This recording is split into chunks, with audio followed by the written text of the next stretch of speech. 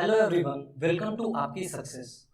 Friend, मैं बिहार दरोगा mains exam के लिए 20 इंपॉर्टेंट क्वेश्चंस लेकर आया हूं जो जनरल साइंस से है। ठीक है, और ये वीडियो आपके लिए बहुत ही बेनिफिशियल होने वाली है, इसलिए इस वीडियो को अच्छे से वॉच करिएगा और स्किप नहीं करिएगा। ठीक है, और बिहार दरोगा की अगर आप तैयारी कर रहे हैं तो हमारे चैनल को सब्सक्राइब कर सकते हैं, क्योंकि इससे रिलेटेड जो है आपको एक दिन में 4 वीडियो मिलने वाली है। ठीक है, मॉर्निंग में आपको मिलेगी हिस्ट्री, ज्योग्राफी, सिविक्स का मिक्स क्वेश्चन, 25 इंपॉर्टेंट क्वेश्चन रहेगा जो प्रीवियस ईयर के रहते हैं। ठीक है, और 10 बजे से आपको मिलेगा करंट अफेयर जो आपके एग्जाम में आ सकते हैं। तो ये सब वॉच कर लीजिएगा, मैं उसका लिंक डिस्क्रिप्शन बॉक्स में दे दूंगा। और शाम में मैथ का, और अभी आएगा आपका जनरल साइंस जिसे आप देख रहे हैं। ठीक है, तो फ्रेंड आज का क्वेश्चन हम लोग स्टार्ट करते हैं। और आपको 20 क्वेश्चंस में आप कितना अटेम्प्ट करते हैं वो कमेंट सेक्शन में जरूर मेंशन करें, इसे आप एक सेट के तौर पर ले सकते हैं। ठीक है, तो चलिए क्वेश्चन स्टार्ट करते हैं। क्वेश्चन नंबर फर्स्ट है, एक किशोर वय मनुष्य में सामान्य रक्तदाब कितना होता है? तो इसका आंसर होगा 120/80 mm यानी मिलीमीटर मरकरी। इसे एचजी को क्या कहते हैं? मरकरी कहते हैं। फ्रेंड देखिए, अमेरिका हार्ट एसोसिएशन का शॉर्ट फॉर्म होता है AHA।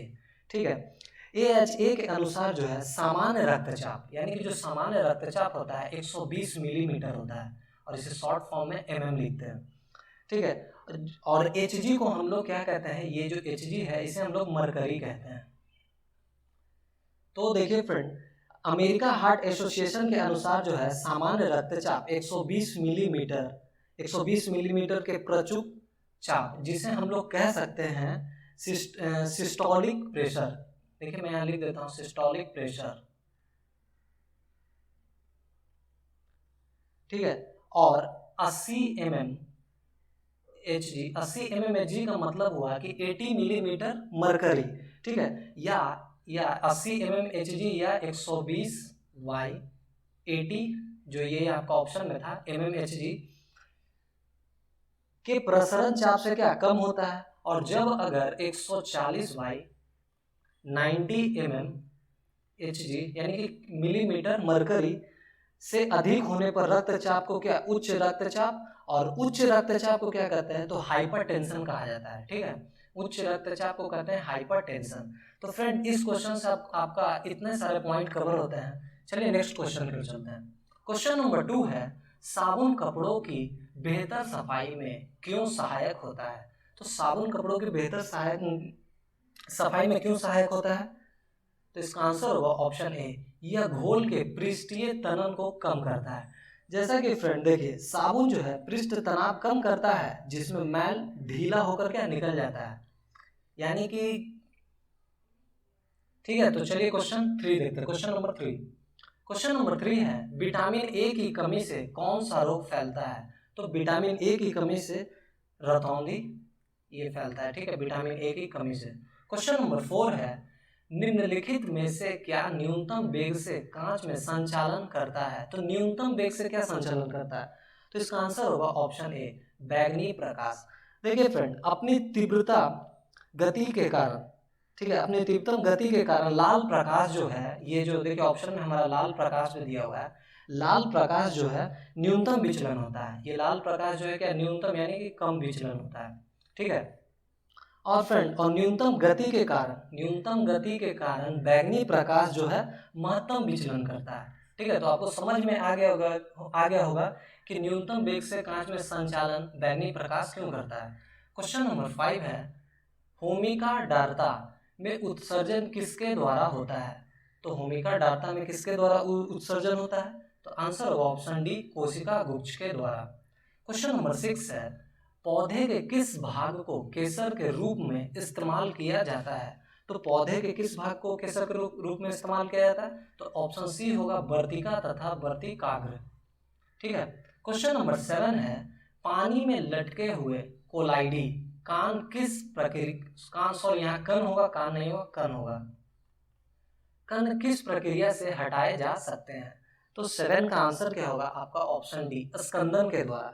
देखिए फ्रेंड, ये कैसे हटाए जाते हैं? तो पानी में मिले हुए जो कोलाइडी कणों को स्कंदन द्वारा हटाया जा सकता है। तो स्कंदन में कोलाइडी कण जो है एक साथ मिलकर बड़े कण का क्या निर्माण करता है, और जो अंत में यानी कि लास्ट में जो है परत के ऊपर जो परत के रूप में क्या करता है कि जमा हो जाता है, और उसे एक तरह से हम लोग कह सकते हैं कि द्रव के सतह पर क्या हुआ, तैरने लगता है। ठीक है, क्वेश्चन नंबर 8 है, पानी से लोहा तथा मैग्नीज किस प्रक्रिया से हटाए जाते हैं? तो 8 का आंसर होगा ऑप्शन डी, देखिए वायु मिश्रण। ठीक है, क्वेश्चन नंबर 9 है, वह गुण कौन सा है जो प्रकाश तरंग में दिखता है पर ध्वनि तरंग में नहीं दिखता? तो इसका आंसर होगा ऑप्शन सी, ध्रुवन।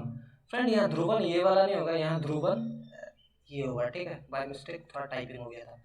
तो फ्रेंड देखिए, ध्रुवन जो है ध्वनि तरंग में नहीं पाया जाता है, ध्वनि तरंग में ध्रुवन नहीं पाया जाता है, लेकिन यहाँ जो है ध्रुवन में वैद्युत चुंबकीय विकिरण के स्पंदन को एक ही दिशा में क्या नियंत्रित किया जाता है। ठीक है, क्वेश्चन नंबर 10 है, वायु को संतृप्त कब माना जाता है? तो वायु को संतृप्त कब माना जाता है? तो 10 का आंसर क्या होगा? 10 का आंसर होगा ऑप्शन डी, जब इसमें जलवाष्प का अंश अधिकतम होता है तब क्या वायु को संतृप्त माना जाता है। क्वेश्चन नंबर 11 है, डाउन सिंड्रोम वाले व्यक्ति अपरिहार्य रूप से किससे ग्रस्त हो जाते हैं? तो 11 का क्या आंसर होगा? ऑप्शन डी, हंटिंगटन रोग। ठीक है, क्वेश्चन नंबर 12 है, किस रोग का पूरी तरह उन्मूलन कर दिया गया है? तो किस रोग का पूरी तरह उन्मूलन कर दिया गया है? तो ऑप्शन बी, चेचक का। ठीक है, क्वेश्चन नंबर 13 है, मृग मरीचिका बनाने वाली प्रघटना को क्या कहते हैं? तो मृग मरीचिका बनाने वाली प्रघटना को क्या कहते हैं? तो इसका आंसर होगा ऑप्शन सी, पूर्ण आंतरिक परावर्तन। पूर्ण आंतरिक परावर्तन का मतलब क्या होता है? तो देखिए मैं एक छोटा सा एग्जांपल देता हूँ, उससे आप समझ जाइएगा। देखिए रेगिस्तान में गर्मी के दिनों में क्या होता है कि धरती के पास की विरल हवा के कारण जो है पेड़ों से आती है, जो विरल हवा जो है वो पेड़ों से आती है और किरणों का पूर्ण आंतरिक परावर्तन हो जाता है, जिससे देखने वाले को पेड़ की उल्टी छाया दिखाई देती है। ठीक है, जिससे पानी का आभास होता है। तो प्यासे हिरन, यानी कि हिरन को हम लोग क्या मृग भी कह सकते हैं, तो प्यासे हिरन के लिए यही क्या कहलाता है? मृग मरीचिका का आभास कराता है। ठीक है, तो अब मैं उम्मीद करता हूँ कि आपको समझ में आ गया होगा कि पूर्ण आंतरिक परावर्तन किसे कहते हैं। क्वेश्चन नंबर 14 है, धोने के सोडा का रासायनिक सूत्र है? तो इसका आंसर होगा ऑप्शन सी, देखिए Na2CO3 और 10H2O। क्वेश्चन नंबर 15 है, हाइड्रोक्लोरिक अम्ल का एक अन्य नाम है? तो हाइड्रोक्लोरिक अम्ल का एक अन्य नाम क्या है? ऑप्शन सी, न्यूरिएटिक अम्ल। ठीक है, क्वेश्चन नंबर 16 है, विकर्ण प्रकाश के रूप में प्रयुक्त निष्क्रिय गैस है? तो विकर्ण प्रकाश के रूप में प्रयुक्त निष्क्रिय गैस कौन है? तो इसका आंसर होगा ऑप्शन डी, Ne। Ne को कहते हैं क्या? नियॉन। क्या कहते हैं? नियॉन। ठीक है, क्वेश्चन नंबर 17 है, मछली एक प्रथम श्रेणी का प्रोटीन है क्योंकि उसमें होते हैं?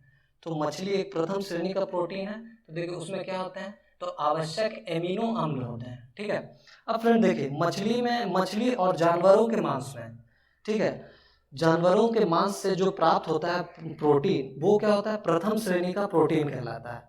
और प्रथम श्रेणी के प्रोटीन से तात्पर्य ऐसे प्रोटीन से है, मतलब कहने का तात्पर्य ऐसे प्रोटीन से है जिसमें सभी आवश्यक 8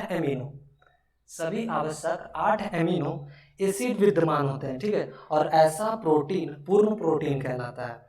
और पौधों से प्राप्त होने वाले प्रोटीन को क्या कहते हैं? तो वो द्वितीय श्रेणी का प्रोटीन कहलाता है, जो पौधे से प्राप्त होते हैं।